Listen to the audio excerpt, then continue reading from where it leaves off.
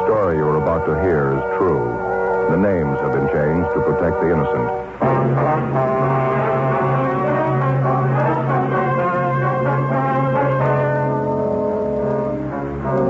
You're a detective sergeant. You're assigned a narcotics detail. A steady supply of high-grade narcotics is finding its way into your city. For 2 months, you've been trying to run down the source. The first real break finally comes. Your job? Check it out.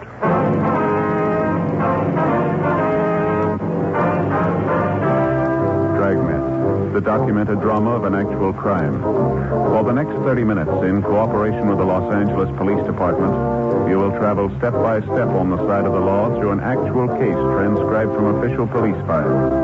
From beginning to end, from crime to punishment, Dragnet is the story of your police force in action.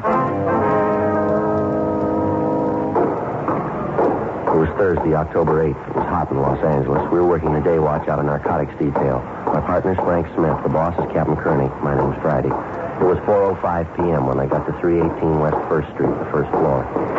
Narcotics detail. Joe? Hi, Frank. You all threw up in court, eh? Yeah, I went to the jury. I don't think he'll be out long. Well, I hope they hook him this time. He's overdue. I don't see how they can miss. You can't tell, though. Never know what a jury's going to do. Yeah. What do you got here? Felony car brought him in about a half hour ago. Pretty high. What's he shooting? H. Must have had a big pop. Can't talk to him. Anything on him? 2 caps. Had him taped inside the collar of his shirt. Crime lab analyzed it. Same stuff we've been chasing. European. High grade. Mm-hmm. He come up with anything? Nothing. He talks a lot, but he doesn't say anything. Why don't you take him on? I'll give it a try. Mr. Jennings, this is my partner, Sergeant Friday. Well, how do you do, sir? Sure happy to know you, Sergeant. Have a chair. Yeah, thank you. A cigarette? Yeah, don't mind if I do. Here, I'll give you a light. Thank you.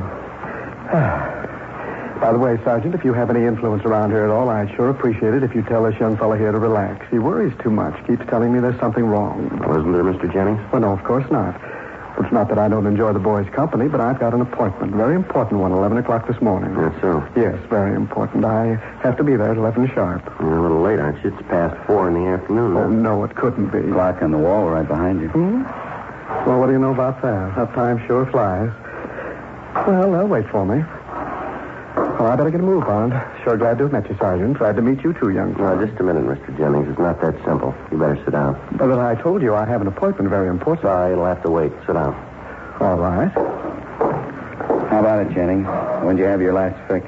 What do you mean, when do I have a fix? You know what we mean. Your arm looks like a punch board. Oh, the scars. Yes, of course. I take vitamin shots. Hey, what's your doctor's name? Dr. Young, Eldon Young, down on South Hoover. You know his phone number, do you? No, I don't. It wouldn't do any good to call him anyway. No, why? Well, he's not there. He's dead.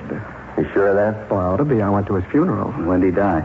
Oh, I don't know. 2 or 3 months ago. Sure was a nice fellow. Fine doctor. That's a sample, Joe. Been rattling off like that ever since they brought him in. Well, not the usual run. He's sure not seedy looking, is he? Look, Sergeant, I don't think I quite understand this. What's this all about? Mr. Jennings, you're hooked and you're hooked bad. When'd you have your last fix?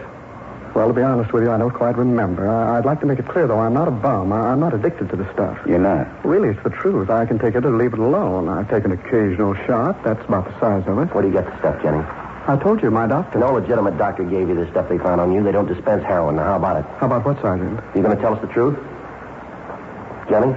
Well, frankly, Sergeant, no, I don't think I will. I'm not an informer. It's up to you, mister. We're going to find out sooner or later. I'm sorry, you're not going to find out from me. Now, look, let's not get into an argument, shall we? I don't have anything against you. Matter of fact, I like you. I'd like to get along with you. We're not going to argue, Jennings. It'd be useless to tell you that we're trying to help you. Are you married? Do you have a family?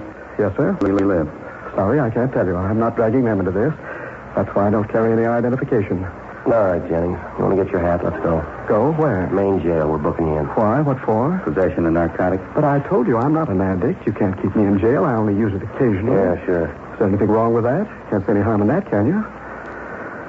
Are you listening? Wait a minute. I'll say that in the morning, will you? 4:38 p.m. The felony car officers who picked up the suspect, Jennings, took him to the main jail where they booked him for violation of the H&S Code, Section 11,500. He'd been checked through R&I, but he had no previous criminal record. Knowing that he was bound to become ill, he was ordered into isolation, and the jailer instructed to notify the doctor in attendance if Jennings needed attention. 5:15 p.m. We went over to the crime lab and checked with Jay Allen, who'd analyzed the 2 capsules found taped to the inside of Jennings' shirt collar. He told us it was the same grade of high-test heroin which had been found in the possession of other addicts during the past 2 months. We knew it was of European origin. We knew it was finding its way into the city. We knew it was being made available to addicts. We picked up half a dozen pushers in the last few weeks with heroin of identical quality in their possession. But the basic source of supply still remained unknown. We were convinced that none of the pushers knew who or what the ultimate source was. The following morning, after Frank and I signed in, we went over to the main jail, signed out the suspect Jennings for interrogation, and he was brought to the interview room. His face was white and he was trembling. It was only a matter of time before he got worse, when the withdrawal pain set in. Morning, Jennings. I got to get out of here. Nobody told me to be like this when I got started on the stuff. I can't stand any more of this. Bad? I'm going to die. I wish I could die. Why can't they give me something? Well, we'll talk to the doctor. It's the best we can offer. He'll do what he can for you. Can you get it now? I'd like to ask you a few questions first. Then hurry, will you? I'm sick, awful sick. Where do you get your stuff, Jennings? What's the man's name? I don't know. It's the truth. I don't. How do you get your junk? A fellow named Eddie, bartender. I give him the money. He brings the stuff back. How much you pay for it? $6 a cap. I don't know what he pays. I pay him $6. Do you use it? Says he isn't. I don't know. I think he is. How about that, doctor? I can't take this. Where do we contact Eddie? On South Main, near 4th. One with a big airplane on the sign. What's his last name, you know? Eddie what? I don't know. What's he look like? Tall. He's got blonde hair. Wears a big signet ring. Eddie, that's all I know. Good guy. He was trying to help me. Any idea where he gets the junk? I don't know, except one night I was with him. Yeah? Drove out to a little joint in Manchester, beer garden. He went in alone. When we got back downtown, he had the stuff. I don't know. You know if he got it from a man who worked there, or do you think it could have been one of the customers? I didn't see him. I didn't go in. I don't know. You know anybody else who's in with this Eddie? Anybody with $1? He'd do anything for money. Hey, he ever tell you where this junk's coming from? Who's bringing it in? Oh, I asked him once. He got a little sore. Said, what do you care as long as you get yours? I don't know. Some cigarette, Jennings? No. If I could just rest. If I could just let go. Can't you do anything for me? Why don't they tell you it's going to be like this? I'd like to have you help us. Now, as long as there are men like Eddie running loose, there's going to be men like you that he's going to feed on. How about it? Is there anything else you can tell us? That's all I know. I got the stuff from Eddie. Talk to him. No more questions, huh? One more, Jennings, about your family. Don't want to talk about it. Your wife called. She found out you were in jail. No. She's coming down to see you. She can't. I don't want to see her. Tell her not to come. We can't stop her. Caused her enough trouble. 20 years of it. First the booze, now this. How long you been on it, Jennings? A year and a half. Been downhill all the way. 3 kids. I don't know what's going to happen. Gonna lose our house. Lost my business already. All our friends. You don't know what it's like. We got an idea. No, you haven't. You got no conception. It's been hell. Nobody's gone through what I have. Lost what I have. Suffering. Year and a half of it. Really suffered. Nobody knew either. Nobody suffered the way I did. Nobody. I can think of one. What? How about your wife? Jennings was returned to his cell, and we contacted the jail doctor and briefed him on the suspect's condition. That afternoon, Frank and I drove to the bar on South Main Street near 4th, where we located the bartender, Eddie, whom Jennings had told us about. It was fairly apparent that he was under the influence of narcotics. We arrested him, took him back to the office, and began questioning him. A check with R&I showed that his true name was Eddie Hartsup, and that he'd had several prior arrests for possession of narcotics and one arrest on the ABC Act. Unlike Jennings, he broke almost immediately. He wouldn't confess to being a pusher, but he did admit that he was an addict and that he was supplied by a Jules Zimmerman, the owner of a German beer garden out on Manchester Avenue. He told us he'd met Zimmerman through a mutual friend who was now doing time in Folsom for robbery. He identified the friend as Pete Heimer. We checked with records and found it was true. Hartsup was booked in as a vag addict. Then we contacted Captain Larry O'Brien up at Folsom Penitentiary, who filled us in on Pete Heimer's background. After that, we checked R&I on the owner of the beer garden, Jules Zimmerman. We found he was registered as an ex-con from Minnesota, where he'd done time for burglary and grand theft. After a meeting with Captain Kearney, it was agreed that our first move was to get next to Zimmerman. I was to pose as a recent parolee from Folsom, a friend of Pete Heimer's. That night, I attempted to make my first contact with Zimmerman at the beer garden out on Manchester Avenue. Waiter? Yes, sir. Can I help you? Yeah, draft beer. Bring me a bag of peanuts, too. All right, sir. Just a minute. The boss around? Sir? Jules, the boss. Is he around? I'd like to see him. I saw him around a minute ago. Yeah, there he is. I'll tell him. Right.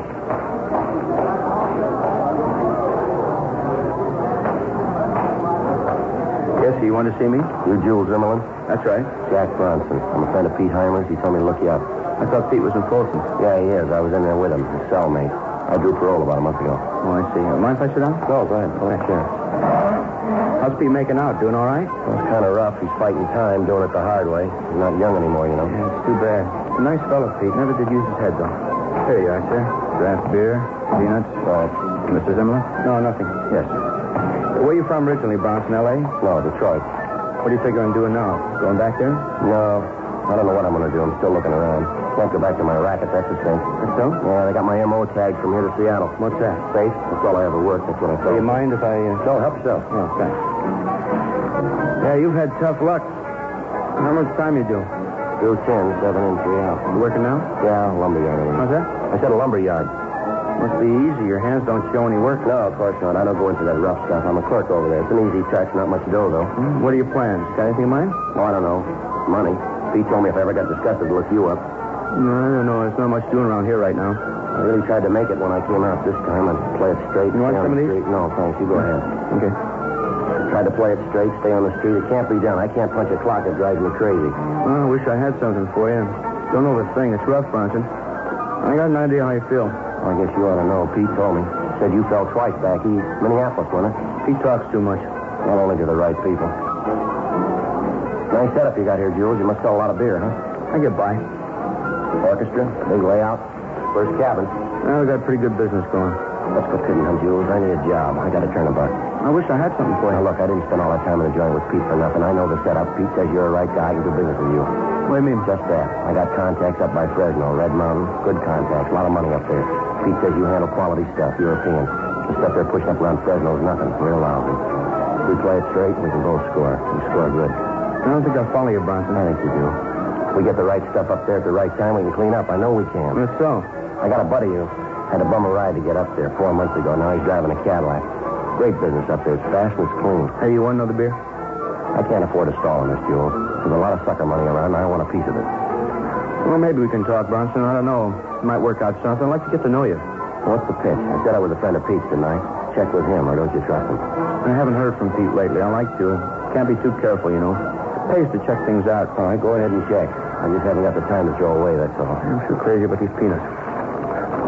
Well, I'll tell you. I might send the wife up to visit Pete this Sunday. She doesn't know him, but she can ask him about you. I hope you don't mind. No, I don't mind. I just want to get going. If you haven't got any junk to push, put me next to somebody who has, huh? There's dough to be made, enough for both of us. I want to make it. We can't go wrong in the deal. You're smart enough to see that, aren't you? You talk fast, Bronson. Look, you're not doing me any favor. I'm doing you one. If you're not ready to move on the deal, just say so. If you are, okay. Well, it's a big rush. Take your time. Let's talk about You it. already have. How about it? How about what? You got the setup. Now, when do I get an answer? When I get one from Pete. 11:30 p.m. I traded small talk with the narcotics suspect, Jules Zimmerman, until closing time. Then I left the beer garden, took a streetcar back to the room I'd rented in a small third-rate hotel down on South Broadway. The following morning, I got in touch with the office, and they, in turn, contacted Captain Larry O'Brien at Folsom Penitentiary and acquainted him with the facts of the case. He was told that Mrs. Zimmerman would arrive at the prison to visit Pete Heimer the following Sunday, and that she had never seen Heimer before in person. O'Brien made immediate arrangements to have one of the officers at the prison pose as Pete Heimer and visit with Mrs. Zimmerman. Heimer himself would know nothing about it. I spent the next few nights at the beer garden trading more small talk with the suspect, Jules Zimmerman. The conversation included fishing, the liquor business, gambling, sports, everything but narcotics. I couldn't tell how I was making out with him, whether he was sold on me or not. I waited in my hotel room the following Sunday afternoon until Frank Smith called me from the office. He told me Captain O'Brien at Folsom had just contacted them. He said Mrs. Zimmerman had visited the prison, that she'd talked with the guard posing as Pete Heimer, and that apparently everything had gone off well. 9:30 the following Monday night. I went back to the beer garden and met with Jules Zimmerman. Yeah, not a bad crowd for a Monday night. Usually a lot slower than this. I'll let you worry about that, Jules. We've been through enough small talk. Now, how about it? What's the answer? Gotta be in a hurry, don't you? Relax. It'll work out. Not without a push, it won't. Now, how about it? You said you'd have an answer tonight. I got one. All right. It's no. What? The idea's all right. I just don't like the way you figured it, that's all. Yeah. I don't take the risk of getting the stuff up to Fresno. If you buy here. After that, I don't care. How you get up north is your work. Well, if that's the way you feel, I'm not going to fight you on it. Your wife checked with Pete, huh? Yes, sir. Pete gave the go-ahead. You're everything you say you are. Understand you did a couple of big favors for Pete up there. Well, I'd expect the same from anybody of mine. If Pete told the wife you stood a beef for him. Could have talked, you kept your mouth shut. Only one more thing I want to know. You asked enough, haven't you? You ever chippy around with the junk? Do I look like it? I wouldn't touch it for $1 million. I know the things I'm weak on. H isn't one of them. Good. I don't want anyone around to shoot your stuff. Seen it happen 100 times. Cops pull them in and you're gone. They all talk when they get sick. That's about it. Come on back in the office. All right. say you got these friends who want to buy. How much money can they raise? Well, it depends. How much stuff can you come up with? I mean, good stuff. Everything I handle's good. Here, go ahead. All right. Now, how about it? How much they want? I told you, it depends. How much can you deliver? That's up to the big man. I don't know how much he's got left. I figure stores are pretty low. Thought you were the big man. Bum guess. I handle the stuff for him, that's all. I get my cut. Well, he must be big. Who is he? None of your business. You don't make the deals with him. You make them through me. All right, with me. You say you figure he's pretty low on the supply, huh? Mm-hmm. When's he going to have enough to deal? I mean, a big buy. Maybe this Saturday. I don't know. When will you know? Saturday when I see it. How much cash can your friends raise? 10,000, maybe more. Depends. You have the money by then? Maybe. I'll have to have a couple of days, contact my friends. Probably they'll want more. How's the stuff come in? Why? So what do you think? Why? I want the right slant. Where's it coming from? I'm not going to get loaded down with Mexican stuff. We can help it. Don't worry. European comes in by ship. Yeah, well, this doesn't gel for me. How do they get it by customs? They don't. I do. By the way, you doing anything Saturday? Why? I'll take a little run in my fishing boat. One of the boys is sick. I'll need another deckhand. What kind of sailor are you? I can make out. All right. Come along. We'll do a little fishing. You might learn something. Yeah. Smuggling's not as tough as it looks.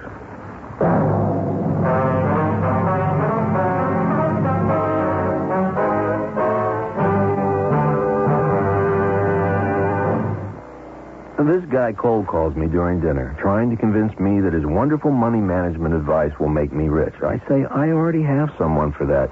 He says, oh, yeah? What does your guy do for you? I say, well, let's see.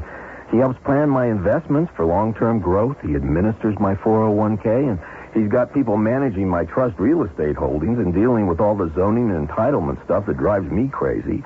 He can get me $1 million line of credit to help pay my capital gains tax, and he can occasionally talk some financial sense into my brother-in-law. Well, there's this pause on the other end, and then he says, do you need any mutual funds? At City National Bank, we realize you do things not everyone can do, and you need things not every bank can deliver. Talk to a trusted investment specialist at City National, the way up. Visit us at cnb.com, member FDIC. Some investments are not FDIC insured, have no bank guarantee, and may lose value. I'm talking to myself again. This time I'm talking car insurance. I don't want to think about car insurance. I know, but I need to pick a car insurance company, and I heard about Wawanisa Insurance. Yeah, from my sister Jan. Wawanisa. I hear they're really good. Oh, the best. The Department of Insurance said they had no real complaints last year. 0 customer complaints. And Jan says they settle claims fast, fairly, and accurately. Great service. Just what I'm looking for. Wawanisa gets an A+ rating from AM Best and has been in business for over 100 years. Wow. Service and stability. Did I mention that Wawanisa has really low rates, too? Jan's been saving money with them for years. Gee, with the money I'll save with Wawanisa's low rates, I'll have more money to spend on the kids. Okay, I'm going with Wawanisa. With Wawanisa, I'll never have to think about car insurance again. Check Wawanisa's low rates today by calling 1-800-438-4300 and ask about their homeowner and condo insurance, too. Call 1-800-438-4300. Wawanisa Insurance. Excellent service at an excellent price. KNX 1070 News Radio.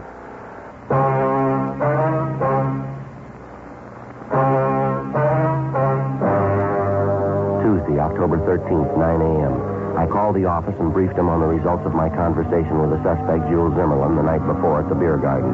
Captain Kearney put my partner, Frank Smith, on the phone, and we set up a meeting for that afternoon. 2:30 p.m., I left my hotel room and took a streetcar downtown to Pershing Square. Excavating work for the new underground garage at the square was still going on. A temporary wooden fence circled the construction area. I went to the southeast corner of the square where a courtesy stand had been put up for the sidewalk superintendent. I stood around with a dozen other people watching the excavation. I waited. 2:45 p.m. Joe, how's it going? Hi, Frank. Not bad. Hey, they're moving this thing right along, aren't they? Looks like they got that hole just about dug. I think you're going to have to go deeper than that. It's kind of hard to judge from up here. Looks deeper than it really is. Well, I had some pretty good luck last night. That's what I hear. How's it shape up? He told me the stuff's been coming in by ship. Zimmerman did. I think maybe he's telling the truth. How do you think they're working? I don't know. He wouldn't say. Might have a chance to find out this Saturday. What's the pitch? Well, Zimmerman's got a boat. He offered to take me out this Saturday. He mentioned they're expecting a shipment of the junk the same day. Could be he's got some connection on one of the ships coming in from overseas. He takes his boat out, meets the ship, and somehow they transfer the junk without attracting attention. Any chance you can get the name of the connection, if there is one, I mean? I'm going to try. Supposed to be a big man in the setup, too. I haven't got his name yet either. Somebody over Zimmerman? Yeah. You handle the details for Saturday, will you? I'll keep you brief. Okay. Check on all the ships that are due into Wilmington Friday and Saturday, will you? I'll find out where Jules keeps his boat moored, and You can make arrangements to have the dock area covered and notify customs, too, huh? Right. You any kind of a deal set up with Zimmerman yet? Yeah, I'll buy for $10,000. I'm supposed to be making it for friends up in Fresno. Tell the captain I'll need some dough. How much? Well, you can rake together 1,000 if you can. You know, small bills make it look big. Right. I'm a little worried, Joe. Things seem to be rolling out too fast. How do you mean? Possible Zimmerman might be wise. Maybe he's just stringing you along. You're not going to be able to follow you out in the bay, not without tipping the whole thing. Yeah, I know. You're going to be strictly on your own on that boat. If Zimmerman's wise, he and the gang will be in a perfect spot. Maybe we could set it up to have a boat standing by if you need help, maybe half a mile away or so. Well, might scare them off, ruin the whole deal, Frank. Yeah, that's the trouble, Joe. If they're wise and they get you out on that boat, they got you cold. They won't give odds on your chances. Well, then we're even. I'm not giving any on theirs. For the rest of the week, I spent the days in my hotel room and my nights at the beer garden setting up the buy with Zimmerman. Thursday night in Zimmerman's office, we agreed on the final details for the buy. In the process, I succeeded in finding out the plan for the meet. At 2:30 Saturday morning, Zimmerman, 2 of his gang members, and myself would board his boat at a private dock in the San Pedro area and proceed 5 miles out from shore. How the actual transfer of the narcotics was supposed to be made, I still couldn't find out, but I did learn that Zimmerman's main contact on the deal was a Marcus Torricelli. He was supposed to be a steward aboard an inbound freighter. The next day, I relayed the information to the office and gave him a final briefing on the plans for the meet as Zimmerman outlined them to me. Saturday, 2:30 a.m. Zimmerman and I, along with the 2 members of the gang, boarded his boat at the private dock and proceeded out to sea. It was a fairly new boat, well appointed, a 38-foot motor cruiser. The 2 men kept busy above deck. Zimmerman and I played cards, talked, and drank beer down in the cabin. 5 a.m. 2 pair of queens up. You do better? Well, you dealt it. 3 trays. Had enough? $40 worth, plenty. Want another beer? No, I got a headache. What time you got? Later than I thought. 20 after 5. Let's go topside, give it. About time we start looking around anyway. Come on, I better get up there and check our course. All right. Sure nice boat you got, Jules. Just set you back plenty, huh? Wouldn't believe it. I got it insured for $20,000, cost me $500. You paid $500 for this? Yeah, a society woman owned it. Husband left it to her. She got hooked. Oh. One of my best customers. Spent everything she had on the junk. I got this for $500 worth of H, high grade. What'd you do for stuff now? She doesn't need it. She's dead. Really a nice boat. Never enjoyed anything more in my life. Just a minute. What's the matter? Yeah, must be it. Uh-huh. What are you talking about? The freighter. A couple of points off starboard. Oh, yeah. Uh-huh. George? Hey, George. Yeah, Jules. Okay, I see it. Want a signal now? No, hold on. Let's make sure. Hand me glasses there, will you? Yeah. Here. Thanks. Have a look here. What's fit? Just a minute. Yeah, Panamanian flag. That's it. Very no. All right, George, let's try to swing around. Okay, Jules. Give the rudder a hard right. 3 complete turns. Keep astern of her. Right. Neat setup, Jules. What happens now? And another pair of glasses there. Watch for yourself. Oh, all right. Delivery comes from the ship, huh? Big boy on board? That's right. On board here. You really had me fooled. Let's keep it that way. Tell you the truth, I thought you had it figured. No, I didn't. I'll swear with you. You got a good front, Jules. Keep it that way and you'll be hard to make. I'm on the home stretch. You're not going to make me. 2 more trips and I'm getting out. Then I really go fishing. There he is, Jules. Back on the stern. Gonna dump it? All right, keep an eye out. Hey, train your glasses on the stern of that freighter. Yeah? What about it? Just a minute. Now, you see it? Now?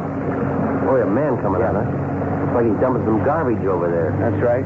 Don't watch the man, watch the garbage. It doesn't go through customs. Pretty smart. That's your contact, huh? Yeah, Marcus. Good boy. Hasn't failed yet.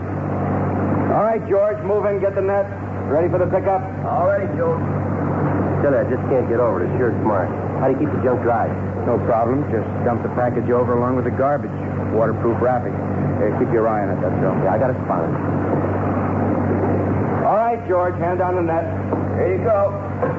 Yeah. All right, coming alongside. Hold it steady. I got it. All right, let's go. George, let's go. Okay. All right, Bronson, down below. Okay. Sure make it look easy. All it takes is a little savvy. Now, let's have a look here. Ping pong balls. What's the pitch there? You ever hear one sinking? Oh, yeah, sure. All here. Good delivery. Hey, Bronson, your share, 10 grand worth. And how about the money? How about a look? Suit yourself. All right. Okay, fine. Well, bet the money. I don't know. I'll give you 1,000 now. What do you mean 1,000? There's 10 grand here. That's what you wanted. Take it easy, will you? How'd I know what I was getting into out here? Could have been a heist. I couldn't bring all the dough along. I want the money. I told you, I'll give you 1,000 now. You'll get the rest when we get in. Wait, there's something wrong here. I don't like this. I'll call George. We'll head out Relax, again. will you, Jules? There's nothing wrong. Don't try to con me. I'm not taking a chance. There's something wrong. All right, hold it right there. I'm calling George. Call him loud first time. You won't get a second one. Nice gun. Fuzz. Lousy Now, you go back and sit down. No, right where you are. Hands on the table. Look, Bronson, we got time to talk this out. I got a big investment here. I got a lot to lose. All you have to lose is a pinch. You keep your hands on the table, will you? I'll make it right by you. You won't be sorry. I'm a wealthy man. How much you want? Keep your voice down. Believe me, I'll make it right to you. You said you liked the boat, didn't you? You can have it, huh? Everything with it, okay? No deal, Jules. It doesn't smell any better than your delivery. What? Garbage.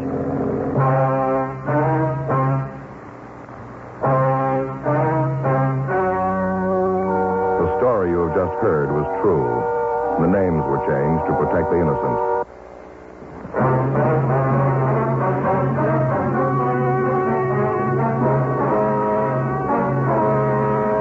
Jules Zimmerman, his contact Marcus Torricelli, and the other 2 members of the narcotics gang were filed on in the district attorney's office for violation of the State Health and Safety Code, Section 11,500, 1 count. They were found guilty and received sentences as prescribed by law. The violation carries a penalty of imprisonment in the state penitentiary for not less than 5, nor more than 10 years. Ladies and gentlemen, defense of our country against aggression abroad and inflation at home depends on our ability to fill both our military and civilian requirements. All Americans must work together. Remember, the better we produce, the stronger we grow.